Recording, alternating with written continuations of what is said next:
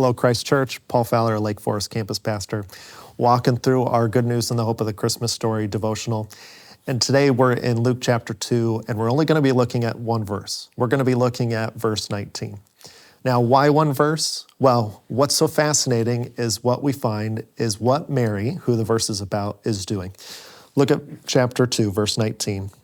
Mary treasured up all these things and pondered them in her heart. So two things are happening here. She's treasuring all the things that are happening, and then she's pondering them. She's reflecting on them. But if we just kind of step back and look at the whole big picture, what Mary's gone through, this is kind of a fascinating application that she's taking on. You see, Mary was happily engaged to a guy named Joseph. And then this angel comes along and says, oh, you're going to be pregnant and have a child by the Holy Spirit. Not how probably she idealized how her life would go. And what happens next is then Joseph decides, well, he's going to divorce her. But then an angel comes and says, don't do that.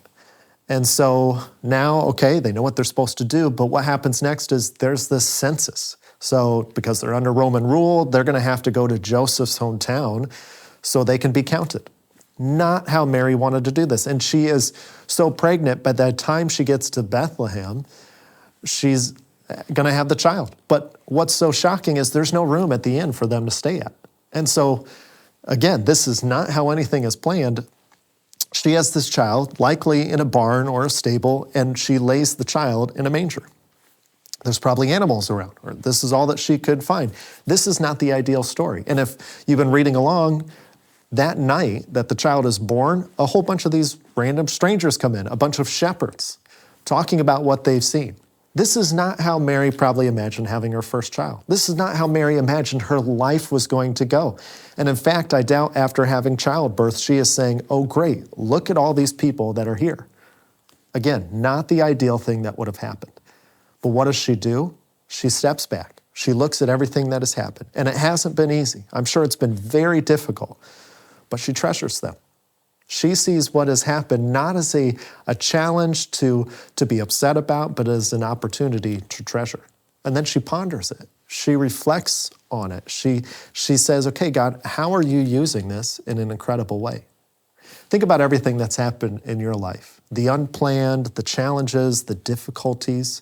Do you look at that and say, that's a problem, that's an issue. I got to just maybe not reflect on it, but ignore it and stuff it down and put it out of my mind?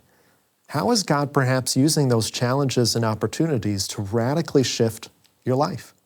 You see, if Mary had responded to this poorly, what would the story be like for the Good News and the Hope of the Christmas Story for us? That the mother of Jesus had this incredible opportunity and she treasures it, but how do we look at opportunities in our own life and treasure them as well?